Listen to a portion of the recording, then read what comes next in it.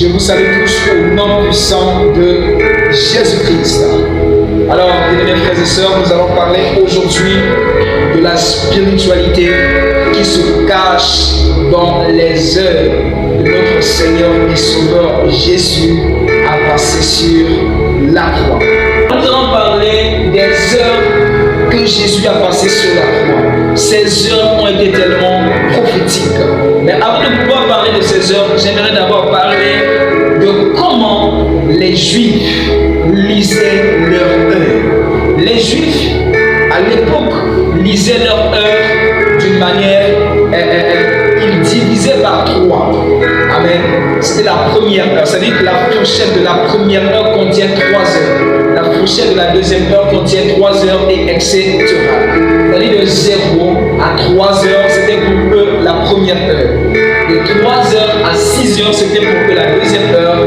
Et de 6 heures à 9 heures, pour eux, c'était la troisième heure. Alors, si on voit dans l'histoire de la mort de notre Seigneur et Sauveur Jésus-Christ à la croix, nous voyons que c'était probablement vers les 1 heure que notre Seigneur a été arrêté. Et il avait dit à l'apôtre Pierre, il a dit Pierre, avant que le coq chante à l'aube, tu vas me régner 3 fois. Tous nous savons que l'aube commence vers les 3 heures, 4 heures à 5 heures dans cette fourchette. Qui veut dire que le coq avait chanté probablement entre 4 heures à 5 heures. Et vous voyez ces points ici représentent certaines actions qui étaient passées, mais pas à des heures qui sont précises. Donc la Bible ne nous a pas donné des précisions, des informations concernant ces heures. Parlons de ce qui est bleu ici. Ici, c'est-à-dire après 6 heures que Jésus a été conduit devant Pilate. L'heure qui est ici, c'est-à-dire proche de 7 heures, on a envoyé Jésus à Hérode. Et quand Jésus est arrivé à Hérode, Hérode il a renvoyé Jésus à Pilate. C'était après 7 heures, c'était l'heure qui est ici. À l'heure qui est ici, Pilate a reçu encore à nouveau Jésus. À l'heure qui est ici, que le décret de la condamnation de Jésus a été sorti. Notre Seigneur, son décret de condamnation était sorti. C'était pratiquement presque 8 heures du matin. Jésus à Golgotha, c'était après 8 heures du matin.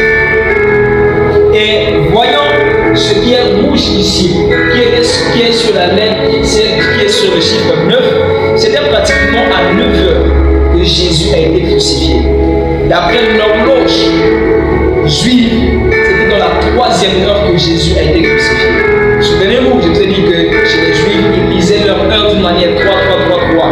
La première heure, 0 à 3, 3 à 6, 6 à 9. Donc, c'était à la 9e heure que Jésus a été crucifié.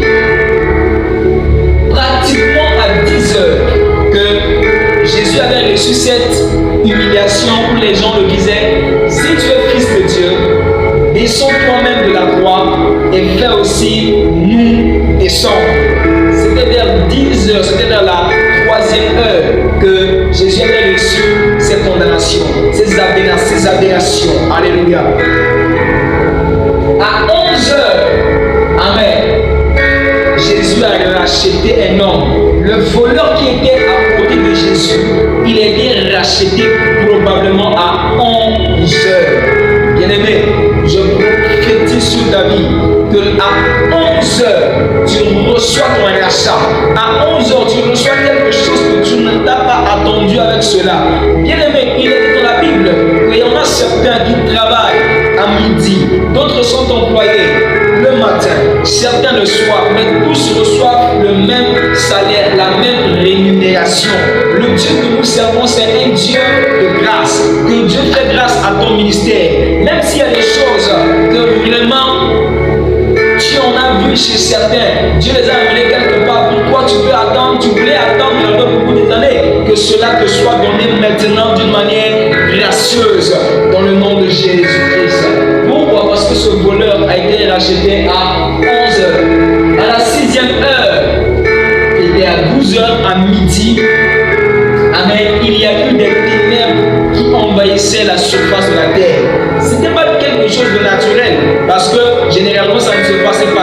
pas de tornade, il n'y avait pas de pluie, il n'y avait même rien du tout, mais à midi, l'obscurité commençait à envahir la terre.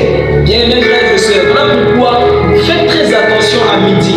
Les occultistes utilisent le chiffre 12 de l'horloge pour faire les choses, pour voler des armes, pour prendre des égouts, faire des incantations. Voilà pourquoi à l'époque, quand on grandissait, on voyait beaucoup de choses mystiques qui se passaient précisément à 9 h. Des maisons à 10 à clairement ça ne se passait pas. Il n'y avait pas de tornade, il n'y avait pas de pluie, il n'y avait même rien du tout, mais à midi, l'obscurité commençait à envahir la terre. Bien-aimés frères et sœurs, voilà pourquoi faites très attention à midi. Les occultistes utilisent le chiffre 12 de l'horloge pour faire les choses, pour voler des armes, pour prendre des égouts, faire des incantations. Voilà pourquoi à l'époque, quand on grandissait, on voyait beaucoup de choses mystiques qui se passaient précisément à 9 h. Des maisons à 10 à 12 h plutôt.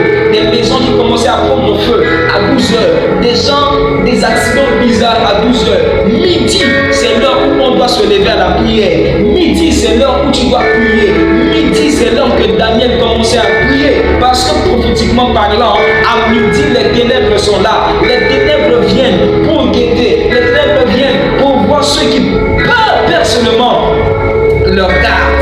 Que midi te trouve en prière dans le nom de Jésus. Que midi tu te lèves dans le combat spirituel au nom puissant de Jésus. À 13 h, Jésus a dit au Père, Père, pourquoi m'as-tu abandonné? À 14 h, Jésus a dit, tout est accompli. Oh, mon frère, tout a été accompli pour toi, tout a été accompli pour moi. Jésus l'a dit précisément à 14 h. Et à 15 h, c'est-à-dire à 9 h, à la 9e heure, Jésus a rendu l'âme.